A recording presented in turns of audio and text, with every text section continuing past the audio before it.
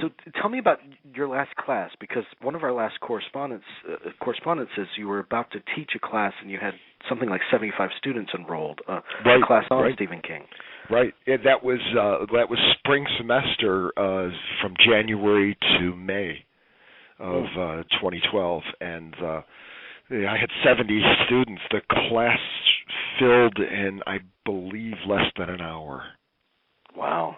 Yeah, which tells you something about, the fact, even though I think that Stephen King's career has peaked, and I think that his the quality of his fiction has diminished slightly over the last few years. There's still this fascination with his work, and especially with the work that's been adapted from his novels and stories. And so the class was, when I teach this class, it's really one of my favorite classes to teach. I always try to do different things, but there are some chestnuts that have to go into the curriculum. For example, you have to do Carrie, because Carrie really began the reign of terror. For his career, and of course for the films as well. The novel was done in '74. The film came out in '76.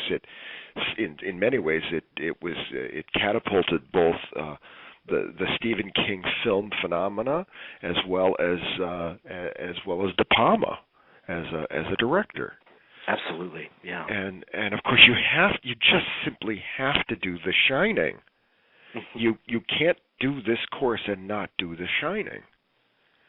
For reasons that are, I think, obvious to anybody in your audience. I mean, it's Kubrick, it's Jack Nicholson, let's face it, it's on everybody's list of top 10 horror films of all time. It's iconic, yeah, absolutely. Yeah, it's iconic, that's right.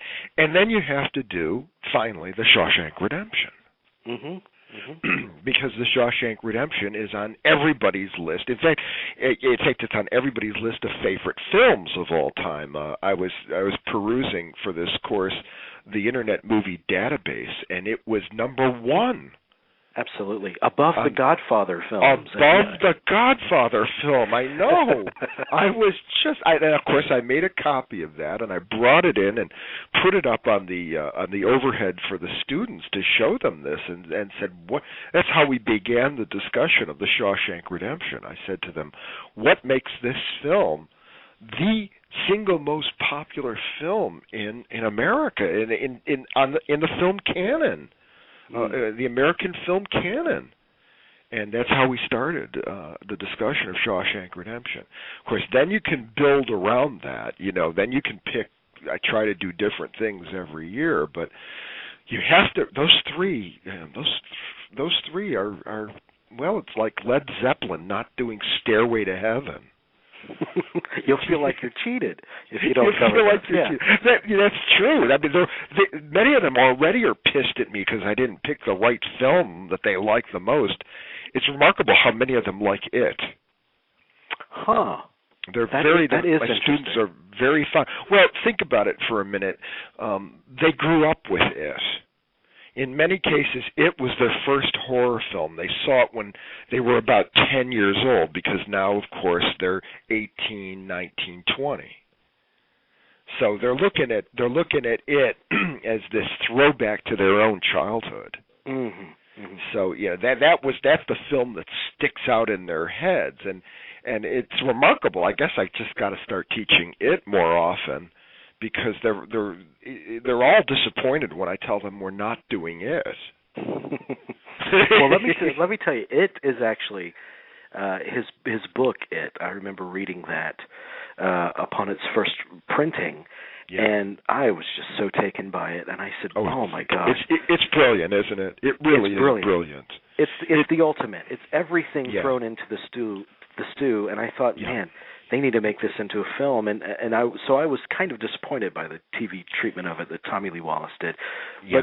But they're mounting a feature-length project, dividing it into two parts, as I thought all along would have been a smart way to go. I agree. I agree completely with that, and I think that I have really mixed feelings about this. Of course, it's appropriate that we're talking about it right now because I think it's its 25th anniversary. Wow! Yeah. Since the book was published, and or maybe it's 30. I'm trying to think now. It might be 30.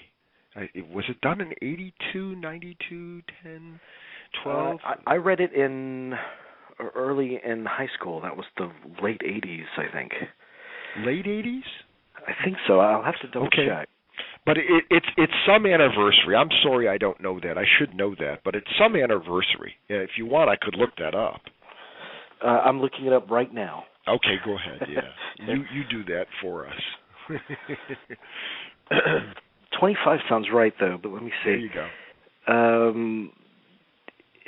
Publication. The book was first published in 86. 86. So that would make it 25. Mm-hmm. Right. Wow. Yeah. And where does the time go? I know. Well, let's talk about it for a minute. Yes. It seems to me that it's some of his best writing. In an interview that I did with him back in, this would have been 2002, for a book that I was writing on the films that have been made from his work called Hollywood Stephen King.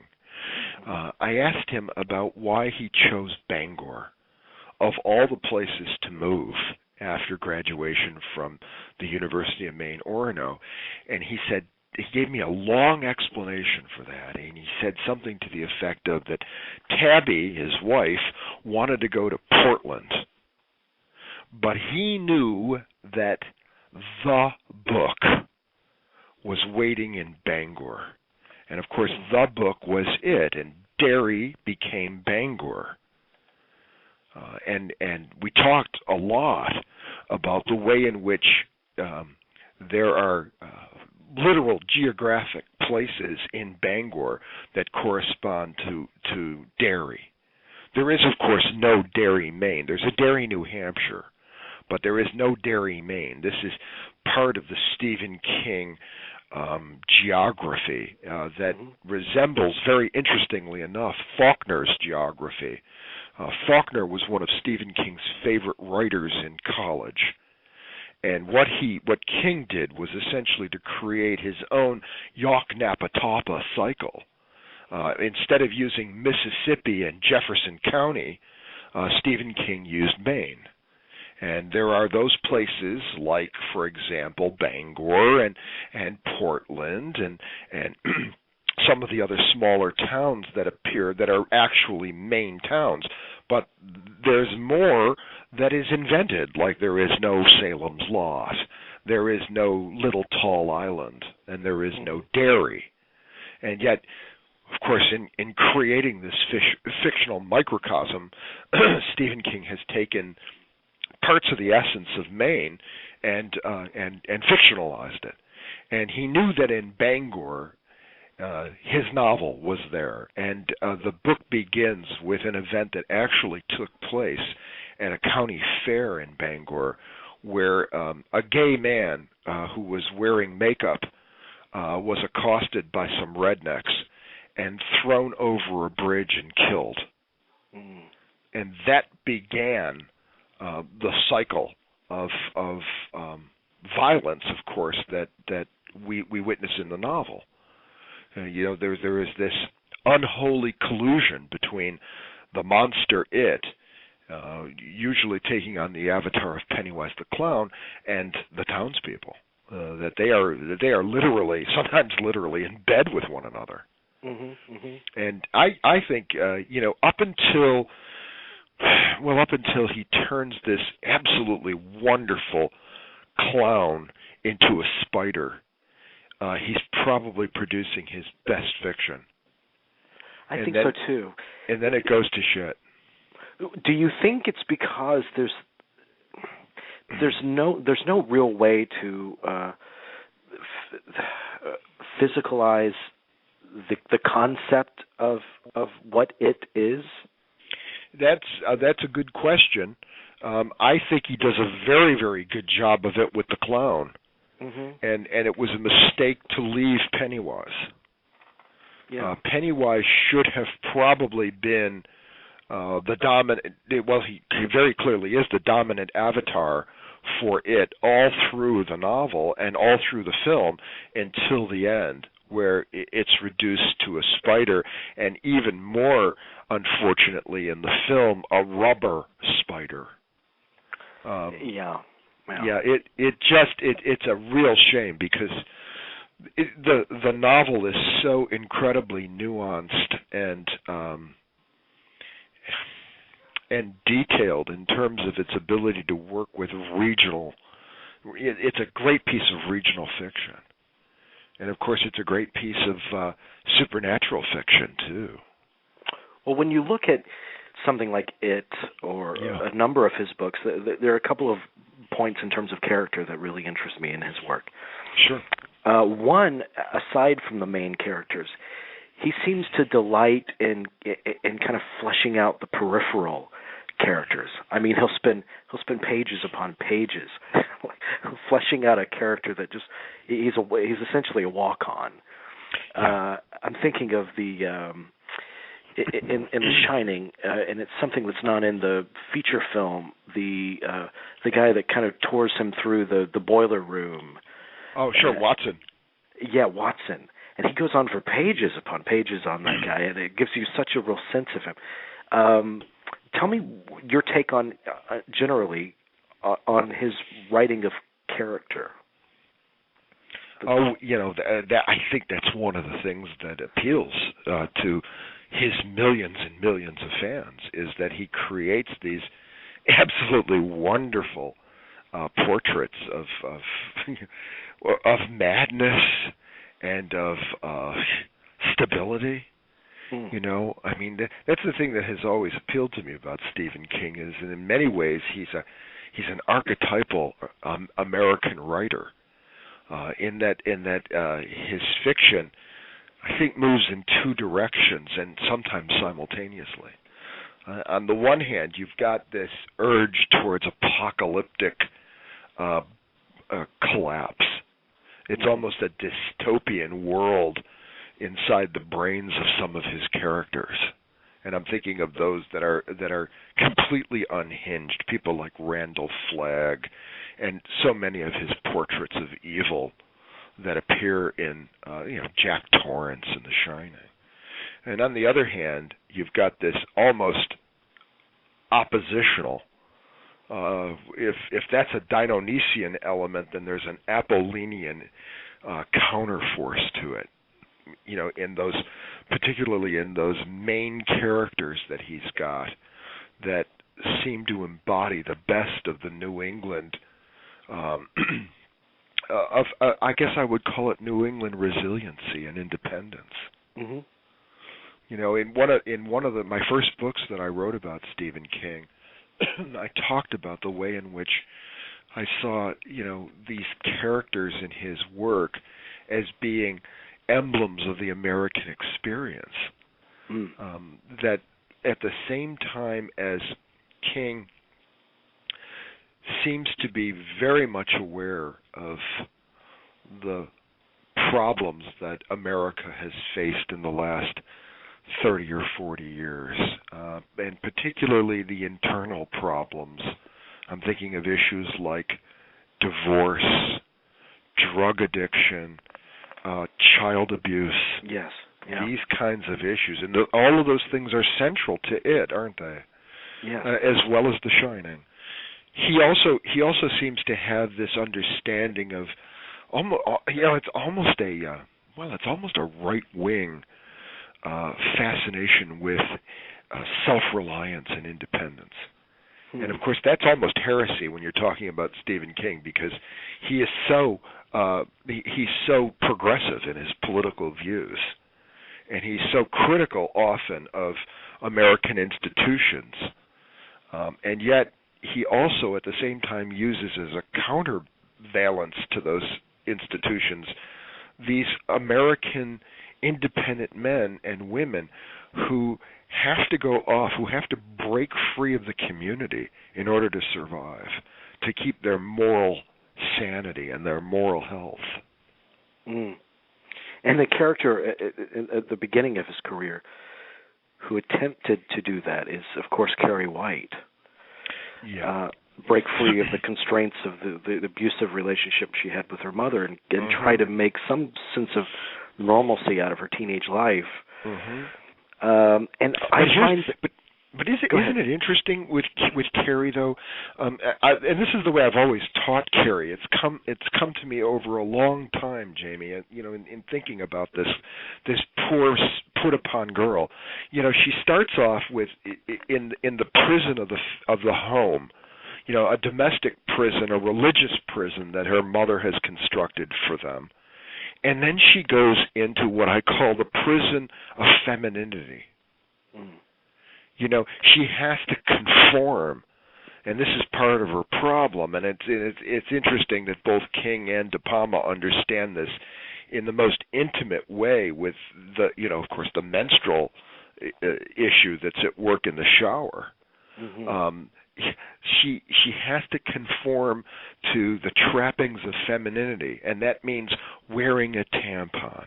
That means shaving her legs. That means putting on lipstick. That means wearing and getting a prom dress. And in both cases, they're prisons. Yeah. And she's never really given a voice of her own anywhere in that either the film or the novel.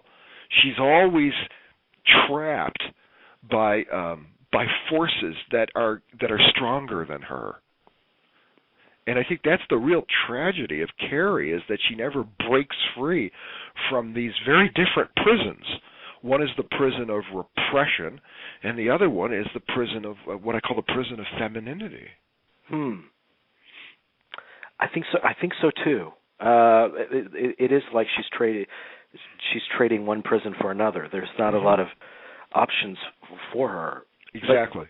But what I find about Carrie, the film and the book, and I'm particularly pleased with it in the film because De Palma is one of my all-time favorite directors. Actually, it's a great film. I love the film. It is just how terribly empathetic you are with Carrie in that film. And it's an aspect of the horror genre in particular that I find very rare. Yeah. Usually they're the shrieking, violent victims. They're just there to be slaughtered in a horror film. But this is a very deeply felt work, I think. Well, I think you get caught up in what you called earlier her attempt to find a normalcy. You get caught up in that quest that she's involved in. And I think it's only after you start thinking about what normalcy means, you begin to realize that normalcy is defined by all those other girls, fitting in with all of those other girls that have been torturing her all through the film. Yeah. And of course I'm very drawn to Chris Hargensen, the leader, the queen bee of the high school.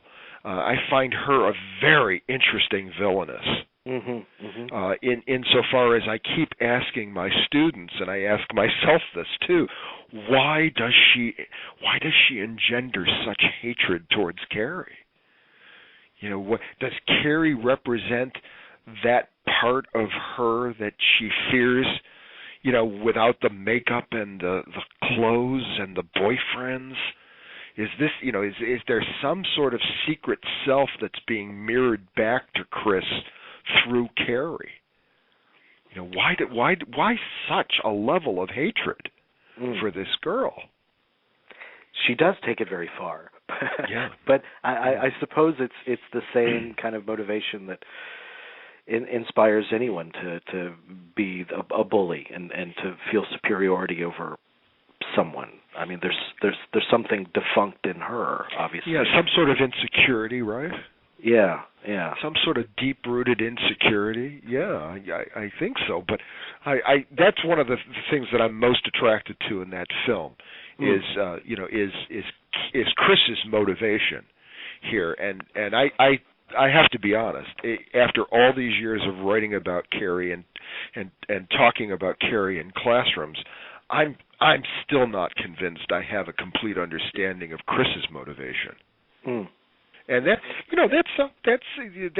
ties back to your earlier question about his characters. They're not one-dimensional. Mm-hmm. They're fascinating studies of human beings, and especially as you start to make the leap into his middle work, and you start getting these women characters like Dolores Claiborne and Jessie Burlingame from that novel Gerald's Game. And then he starts to complicate everything, because it's almost, in the early part of his career, he's really only interested in men. When you've talked to him, and I know that you've gone through all of these films with him, because we had a conversation before that the only film you were kind of forbidden to bring up with him was The Shining. That's right. Does he feel that he's gotten a fair shot from Hollywood, more or less? Oh yeah, I think he's absolutely delighted by the attention that his work has received. Although he said at one point, I love this line, he said at one point, every time I go to Hollywood, I feel like I need a passport. and I think he well, look, that's one reason why he sells his films for $1. He does. Yeah. You can if you've convinced Stephen King that you're going to do something interesting with his work, and he makes a deal with you, you get the rights to his film for $1. Now, 10% of the gross then goes to Steve, and so does the right for him to help with the casting and the locale of where the film's going to be filmed, because he wants these films filmed in Maine whenever possible.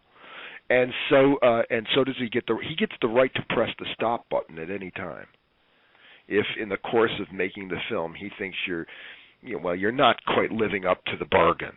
But you get to take a shot at this thing for $1. Do you see, in terms of inspirations? Obviously, there are the literary giants of the genre that I'm sure that he recalls and draws like Faulkner. From. Yes. But what about films? What kind of role do films play in his writing?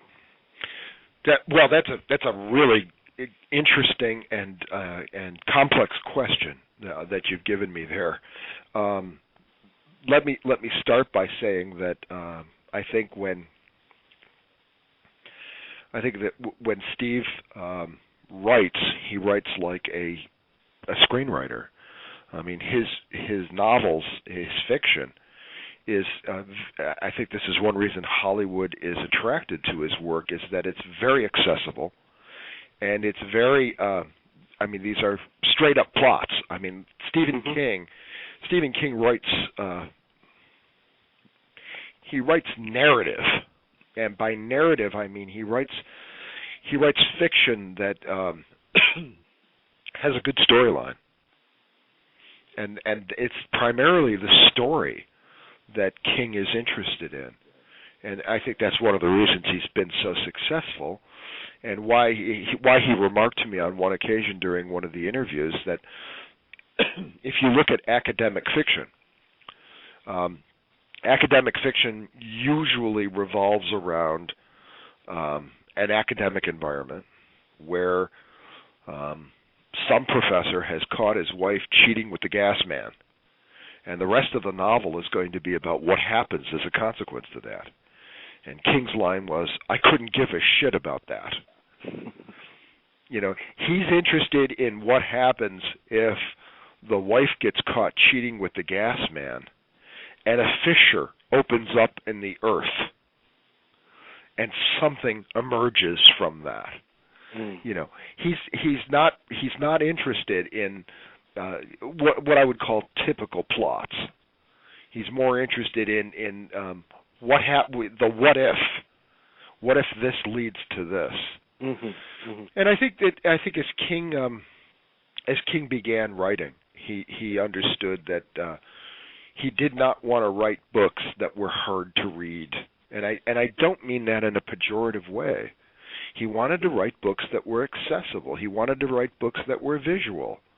And if you read his book on writing, which is one of the best things he ever wrote, you'll get lots of tips on how to be a good writer. Yes. It's a really, really fine book, and a lot of people here on my campus at the University of Vermont use that book in their writing classes, just because it's so helpful for young writers. Do you, in terms of horror writing? I mean, there's all kinds of horror writing, I would imagine, just as there are horror films. You know, there's the gross out, there's the icky factor, there's the jump up and scare you kind of factor, and there's the psychological, the kind of the type of horror that just kind of bleeds underneath your skin and stays with you. What do you think what kind of horror is he primarily interested in? Because he's indulged in all of those types. Yeah, that was going to be my answer to you. That was going to be my answer. He pulls both of those strains together.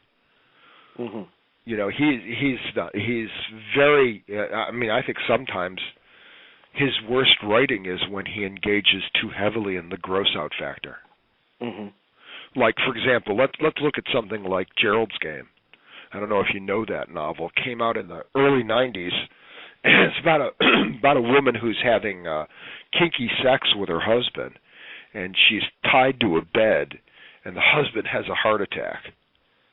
And they're out. I remember that. Yes. They're out in the wilderness in Maine, in a cottage, and a dog comes in, and the dog starts to chew the husband's head. You know, really not necessary. really something that could be avoided and still the plot could be maintained. I mean, have the dog be circling the room because it's hungry and it's been abandoned, so it's a wonderful metaphor for the woman who's now tied to the bed, that she also has been abandoned by her master. So, you know, you got all sorts of interesting metaphors going there, but to have the dog start to eat the face off of her husband in front of her, really gratuitous. Yeah, unfortunate. Unfortunate, but that's Steve. Well, it seems to me too that you know, he doesn't, from what the pieces that I've read of him, that he doesn't necessarily pre-plan every beat, but a lot of times when he starts to write, he's surprised by what comes out, and maybe that's how he knows that he's got something good. But you know, I was thinking of the ending of Cujo, where he did not expect the boy to die, and he was he was pissed off about it. But he said, "Well, that's what the book turned out to be." Yeah, that's right. And anyone who writes, you know, whether you're a dramatist or a novelist or a fiction writer or a poet, you don't really know what's going to happen at the end of the act of composition. That's why you write, because you know sometimes the ending is a stroke of white light, and sometimes it's just a plunge into the abyss. You know, you don't know until you do it. I want to talk to you about a couple of these movies. Because there are quite a few of them. But I want to talk to you about The Dead Zone first. Oh, sure. That is a movie I adore, and it's one of those instances where director and author kind of meshed in a perfect way, I think. But that feels like a real period of growth for him, The Dead Zone. It feels like a very, it sounds so dismissive to say adult, but it seems like a very tragic kind of story that is elevated above some of the other material that he might have produced. I mean, does he feel a special kinship to that book? He does. He's very fond of it. And his remark to me in that interview that I did with him was that it was like a combination of flavors that shouldn't necessarily mesh together, and yet they do beautifully, like chocolate and peanut butter. Don't forget, it's also a very adult film for David Cronenberg. Yes. Yeah. This is, this is typically not a Cronenberg film. I mean, it's a love story. And Cronenberg's love stories are always fraught with tension. And they never end happily. But this one is particularly almost melancholic. Well, I think of his, obviously he has a penchant for body horror. Yes. But for me, my two favorite Cronenberg films are The Fly and The Dead Zone. Yeah, those are good parallels, aren't they? Yeah, absolutely. And they share this kind of tragic consequence at the end, and they're Fly in particular has a very powerful love story that I think drives it. Mm-hmm. But I'm just so haunted by the idea that this man who, in The Dead Zone, he ends up saving the world, and the world will always know him as a villain, as a kook. That's right. Oh, what a powerful character.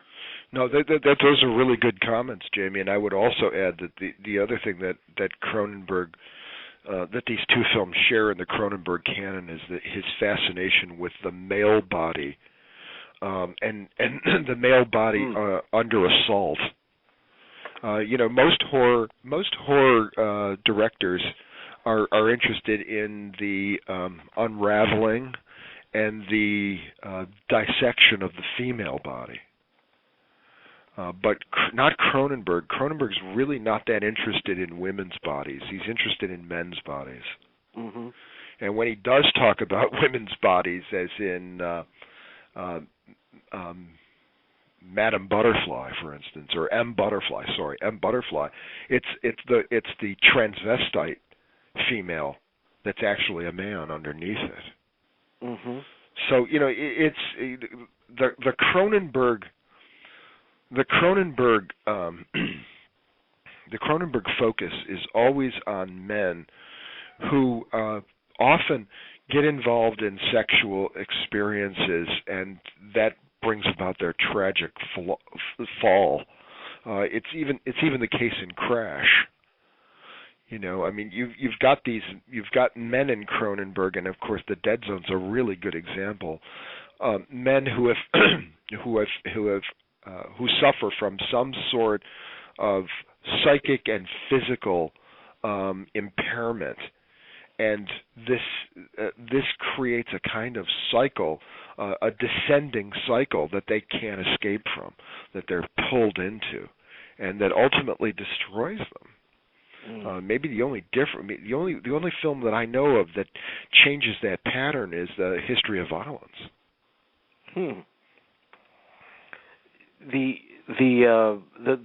There's been a variety, obviously, a countless variety of directors that have worked with Stephen King's material. Yeah. But a few of them obviously pop. Darabont, and the masters, the so-called masters of horror, have handled his work as well. Romero and Carpenter. Tobe Hooper. Yeah, absolutely. Do you tell me what your feelings are on Christine? No, it's I think a B-level film. Okay. I don't think it ever rises above B-level, because again it seems to be centered exclusively on the plot, and it doesn't have very much psychological nuance or resonance to it. I don't think. I think it's okay, but I don't think it's one of the great films. But let's be fair here. We're talking about a canon of films that range somewhere in the neighborhood of 80 to 90 films now. Mm-hmm. And if we think about this critically, let's say Christine fits into a category of 2/3 of the films.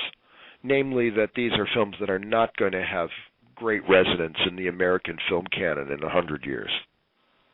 These are not going to be these are not going to be classics, okay? Mm-hmm. And there's a lot of those. There's Children of the Corn, Firestarter, just a variety of films, The Mangler, a lot of other kinds of films that even Pet Sematary to some extent is probably going to belong into that category, even though I have a kind of fondness for Pet Sematary. But suppose we say, what about that other third? Or maybe it's just a quarter. Whatever. Those 20 films like Carrie, The Shining, The Dead Zone, Dolores Claiborne, Shawshank Redemption, The Green Mile, Misery. And suppose we name those 20 films, because there are 20 of them at least, right? Mm-hmm. Give or take a couple, because we could argue about the quality of those. But those 20 films that have become part of the American cinematographic pantheon.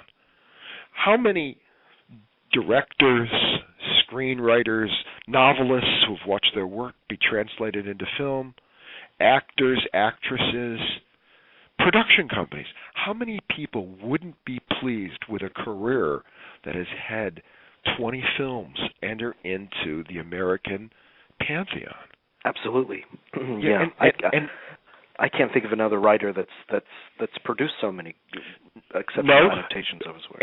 And when you start talking about people, the directors and actors, you start talking about people like Clint Eastwood and Jack Nicholson and maybe Kathy Bates and, of course, Hitchcock and Spielberg. Pretty good company. Yeah. Even so, with so many films adapted from his work, and such a percentage of them that are kind of subpar. Right. I guess this is the double-edged sword when you become a popular author and people want to adapt your work into film. Do the quality of the films cheapen the perception of his actual writing? His books? I think so. I think he's run into a real wall there. I think that for a lot of people, I mean, if you look carefully, Jamie, if you do some research on the internet, there's never been a film journal that has devoted either an entire issue or several issues to the films that have been made of Stephen King. There are very few books. My book was really the first critical study of the major films that have been made from King's films, from King's novels. And there have been other ones that have followed mine. I'm thinking of people like his name escapes me right now. Let me see if I can find this for you. Yeah, here it is. His name is Mark Browning. And Mark wrote a book called Stephen King on the Big Screen that also took King's work seriously, took these films seriously. But I think, to come back to your question, there's not a lot of critical apparatus out there that has taken these films seriously and tried to give them the quality criticism that they justly deserve. I wrote an essay on the Shawshank Redemption, and there's a book that was written on the Shawshank Redemption that was published with BFI, but that was the only piece of scholarship that was available at the time that I was writing this essay. Yeah. Was there in your research and your writings of these films, was there kind of a hidden jewel, something that you didn't realize upon first viewing was so exceptional? Well, I would have to turn to Shawshank Redemption. I realized that the Shawshank Redemption is a highly popular film, and that word of mouth has made the Shawshank, number one on the Internet Movie Database. But what I didn't realize until I started writing about the Shawshank Redemption is that there are some very interesting things that are happening in this film that most people who enjoy this film aren't aware of. If you've got a couple of seconds, I can fill you in on this. No, I absolutely want to hear it. Yes, sir. Okay. The Shawshank Redemption is a movie that's essentially about men in prison. There are really no women in this film at all. Mm-hmm. And yet, I think this is really a movie that's all about women. All of the men who are in Shawshank have been placed there because they've performed some sort of heinous crime that has separated them from the world of women. And because of that, they behave in ways that are often, I think, aberrations of healthy behavior. I'm thinking especially of the sisters, for instance, those rapists who assault Andy all through the course of the film. Now, Andy is in jail because he's wrongly convicted for killing his wife and her lover, a wife that has engaged in really a kind of rebellion, a domestic rebellion from her marriage. And Andy, at the very beginning of the film, is just trying to survive. But in the course of the film, I think he comes to appreciate the importance of rebellion, particularly his wife's rebellion. Now let me try to define this a little further, because this is a complicated scheme that I worked out in this essay. Notice all the figures that appear on Andy's wall, those girly photographs, those girly posters that hide the opening of his vagina-like escape route that's going to take him down to Zihuatanejo. In Castilian Spanish, Zihuatanejo means the place of women.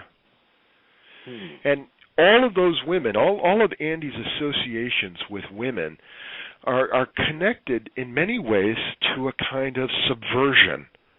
These are women like, well, for example, like Rita Hayworth in Gilda, who are essentially rebelling against the traditional role that they've been forced to hold. Raquel Welch in A Million Years BC? Yes. She has a similar role where she's thwarting the male patriarchy. And what Andy does in the course of this film is essentially, even as he becomes the warden's bitch, he also turns into a woman. He's raped. He has a traditional role of the woman as a teacher of men, who are in prison, for many of them for more than decades, right? Mm-hmm. And in the end, what Andy ends up saying is essentially that he's got to leave this place because this place no longer is working for him, just like his marriage wasn't working for his wife. One more example that Darabont put into this film. When Andy is in probably the one scene that stands out for most viewers is when Andy's in the prison office, the warden's office, and he puts on the Marriage of Figaro, and that music plays over the loudspeakers, and all the men are frozen in their place as they're listening to this. Well, there's a really interesting intertextual relationship here between this film, Andy's behavior, and the Marriage of Figaro. Andy has picked a moment from Act 3 when the Contessa and her housemaid are essentially talking about the Contessa's husband, the Count, who's trying to seduce the housemaid. And the two women are singing about, how do we prevent this from happening? How do we thwart the will of the master? And of course, if you remember the scene itself, the prison warden comes in and says, "Turn that off, Dufresne, turn that off," and he turns it up. So Andy's role all through this film is essentially that of the subversive woman. And what does it? I mean, what does it have to say about the nature of masculinity in light of your reading? I think it's very critical of masculinity, very highly critical of masculinity, because masculinity would seek to repress and to hold down femininity and to keep it bottled up. You remember there's that opening scene where Andy's pictured in his car with a bottle of booze in his lap and his fist clenched as he's thinking about killing his wife. He pulls out a pistol from the glove compartment and bullets fall out of the car. There's all this masculine rage. And in the course of the film, what I think Andy does is to take responsibility for his own role in the destruction of his marriage. He becomes a nuanced character in a way that women are nuanced characters. And men men in the rest of this film are not, with the exception of Red, of course. And one could even make the argument that what he does is form a marriage with Red. Mm-hmm. It's not homoerotic or sexual in any way, but it is a marriage where he has Red essentially follow his path to the wall where he made love to his wife. And there he invites Red to join him in Zihuatanejo. Well, there's something so soft and almost cherub-like about Tim Robbins. I mean, he doesn't seem hardened in any way. So I think that's perfect casting in that film for that. I would agree too, and I also think Morgan Freeman's perfect casting as well. Oh gosh, yes. Yeah, that voice. I mean, he's. The question that students always ask me is, whose film is this? Is this Andy's film or is it Red's film? And my argument is that it starts off as Andy's film and then it becomes Red's. Mm. How do they complement one another in your mind? Are they two sides of the same coin, or? Andy's the teacher. In the way that his wife is the teacher, in an odd sort of way, though his wife leads him into an act of rebellion, an act of subversion, and I think what happens to Red is Red also becomes one of Andy's disciples. Get busy living or get busy dying. Mm-hmm. Red is put into a position where he's between. There are two extremes in this film. On the one hand, you've got Brooks, who is institutionalized, an institutional man. Mm-hmm. On the other extreme, you've got the women and Andy, because Andy's linked to all these various women all through this film.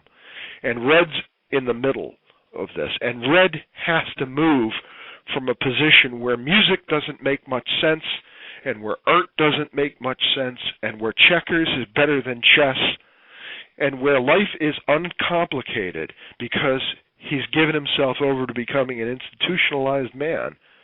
He has to move to Andy's world, and that's why Red gets out. You remember that last scene where Red goes in front of the parole board and acts quite differently than he does in those first two scenes in front of the parole board. Yeah. And the last scene, interestingly enough, there's a woman on the parole board. The other two scenes before that, there are no women on the parole board. Huh.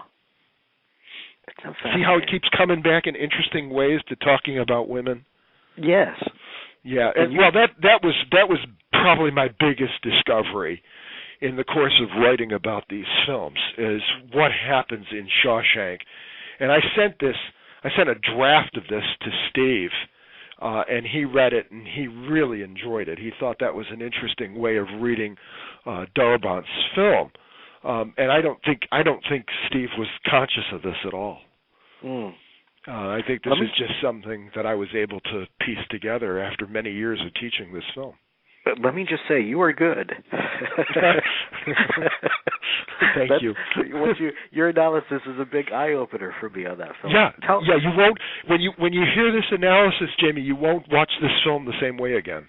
I know. I'm going to put it in as soon as we're done and rewatch it. I want you. That's great. I've done what I've wanted to do. Tell me what the in terms of the best directors that have worked with his material. Right. Are they like Darabont in that they take the skeleton of what King has given them, and they kind of filter it through their own sensibility and come up with something that's a bit more elevated in a different direction? Can we go someplace other than the director? Can we talk about the screenwriter instead? Oh, sure, absolutely. Because I think that's key.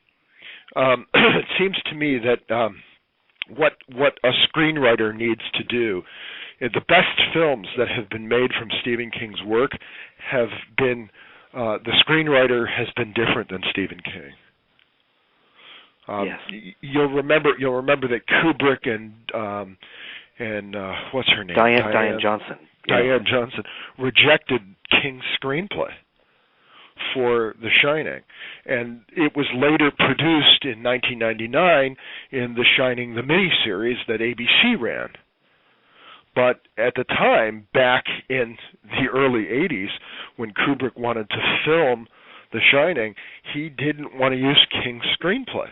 And I think that was the beginning of the animosity that developed between King and Kubrick, was Sure. that King felt hurt that his screenplay was rejected by the master. But the best plays, the best films that have been made from King's work have always been written by other people than Steve. And what happens often, I think, in the process of creating the screenplay for the best of these films is that you take the skeleton plot in such a way where you're able to condense the King vision, because the King vision is macroscopic, if that makes sense. You know, let's go back to the film you like, The Dead Zone. Mm-hmm. The Dead Zone is about a third larger than the film encompasses. What Cronenberg did, and what the screenwriter for The Dead Zone did, was essentially to compress King's novel. And that's why it has that kind of episodic feel to it, where you move from one moment to another to another. They all seem to be beautifully connected. And that's the brilliance of, I think, Cronenberg and the screenwriter. I don't know who did that now. I can't remember who did the Dead Zone. But that's what you have to do with King. And because King is the primary writer of these original texts, it's hard for him to know how to compress. Sure. Yeah. He's very reluctant in his novels to compress, and sometimes that works for him in a novel like The Stand, but sometimes it works against him in a novel like, for example, At Pupil, which should be about a third shorter than it is. Mm-hmm. And I think you could probably say that for almost all of his work. King's work would always be benefited if it was cut into about 2/3 of its original length. Well, I think it's the age-old problem when you have an author adapt his own work. They're so married to the original concepts that's right. Yeah. No, I agree completely with that.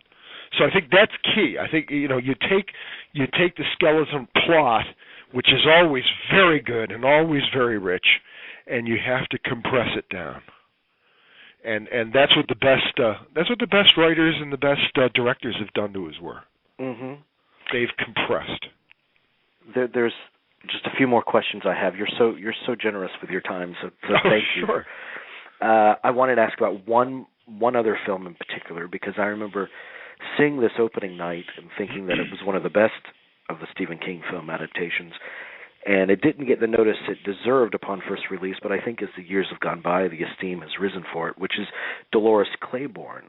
Sure. I adore that film, and it speaks to kind of the lasting impact of abuse that he's explored in several works.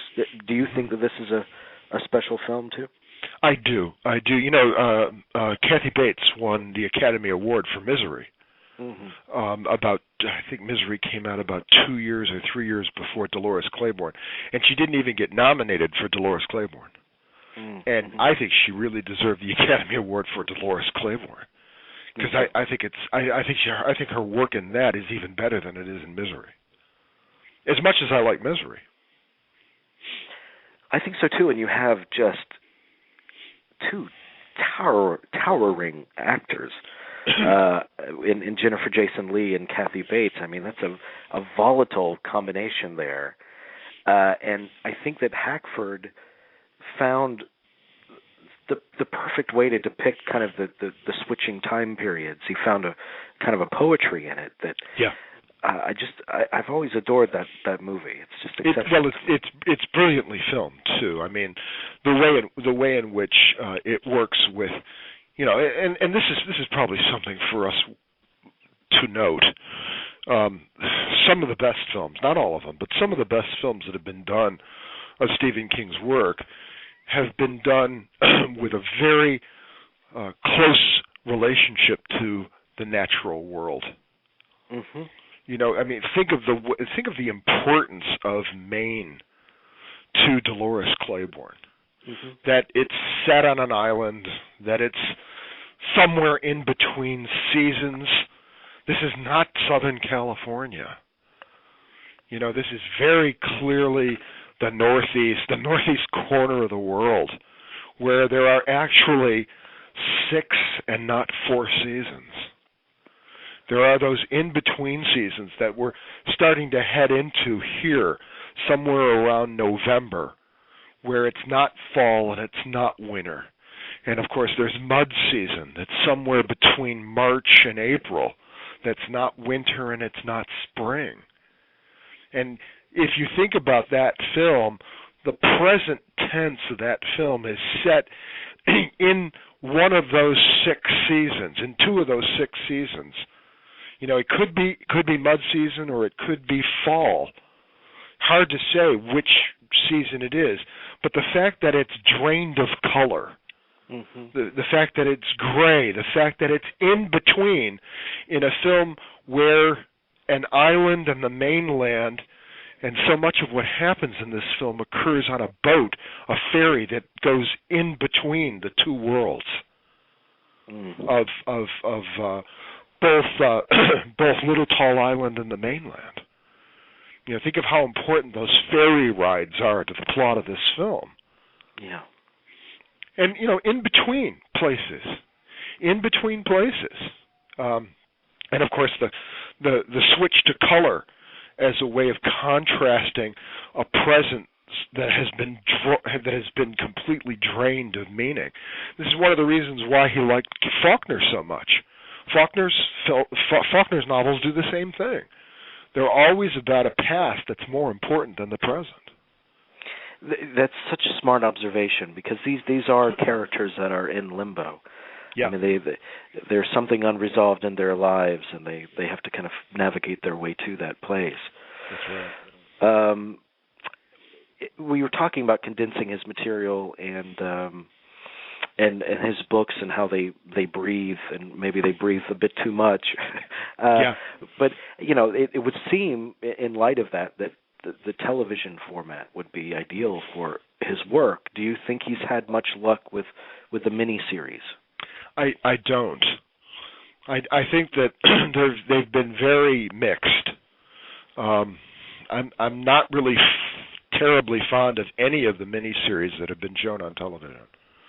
And there are a lot of reasons for that. Some of it has to do with the commercial enterprise of television that keeps interrupting the storyline. Mm-hmm. And that the writing for almost all of these miniseries have been written by Stephen King. I don't think any of them have not been. So Steve has to write, as the telewriter, he has to write for these commercials so that the breaks occur at certain points in the storyline. Every 15, 13 minutes. So that interrupts, I think, the flow of the plot. I don't think Steve works well on his own work. I think his work is better translated by somebody else. I think the last 20 minutes of Storm of the Century, again, another main film that really is so connected to the natural world. The last 20 minutes of Storm of the Century is the best that you're ever going to find on television from Steve. You know, I was going to tell you, I think that's my favorite of his television work, is Storm of the Century. Certainly the last 20 minutes. Yeah. I mean, you really have to earn the last 20 minutes. I mean, give me what I want, and then I'll go away. Please, whatever, just take it. Just go away. Yeah. It's just so dragged out. And The Shining's the same way. You know, if King's complaint was that Kubrick didn't show the de-evolution of Jack Torrance's character well enough in the film version, well, King goes to the other extreme. In his screenplay, there's way too much attention to the alcoholism, and it drags down the plot. I think the same thing happens in Storm of the Century. Again, you condense Storm of the Century by one night. Instead of doing it in 4 nights, you do it in 3 nights, and you put all the emphasis on that last section that you and I both liked. And it's stunningly good. Yeah, stunningly good. That's the best one of all of them. I agree. I'm so glad we're in agreement on that, because I've yet to meet someone that feels the same way about Storm of the Century. Very powerful. Yeah. Let's talk a little bit about the future, both in book form and films. The Stand, obviously, Garris did the TV miniseries, and that's a favorite of King's, I suppose, for the TV form at least. But now there's talk of it being done as a feature film with Ben Affleck at the helm. Does that raise hopes for you? I'd love to see The Stand done again, because I think that it's one of my favorite King books. And I think it deserves another shot, because I don't think it came out very well in the miniseries. Yeah. I mean, there's that one moment where Stu Redman is watching a nuclear bomb explode over Las Vegas, and the bomb resonates for about 30 seconds, and then it's over. You know, the special effects were not good. It was far too ambitious for a project for that format, I think, especially at the time. But do you think that there's some Stephen King material that cannot be condensed into feature film form without losing an essential element? Hard to say now that there's been such advances in computer technology. Hard to say.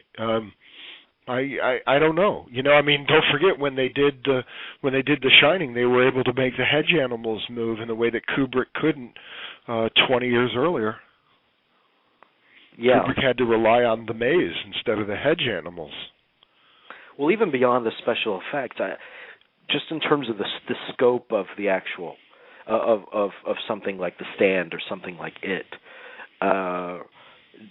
would you lose something if you try to condense that too much into a feature film? I mean, you know, you could do what Peter Jackson did with Lord of the Rings.